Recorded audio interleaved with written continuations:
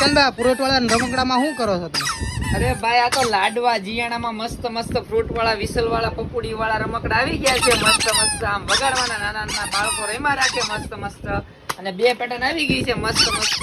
અને રેન્જ ની વાત કરું તો માત્ર ને માત્ર 200 રૂપિયામાં છે. અને જો પપુડી આમ વાગે મસ્ત મસ્ત એટલે છોકરાઓને મજા આવ્યા રાખે.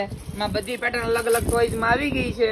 તમને બતાવી દઉં છું. આની રેન્જ ની વાત કરું તો માત્ર ને માત્ર 200 રૂપિયાની રેન્જ છે.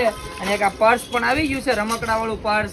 મસ્ત મસ્ત પિંક પર્સ છોકરીઓને મસ્ત લાગવાનું છે. અને રમવાની છે ડીંગલીઓ નાની નાની. આની રેન્જ ની વાત કરું તો 250 રૂપિયામાં છે.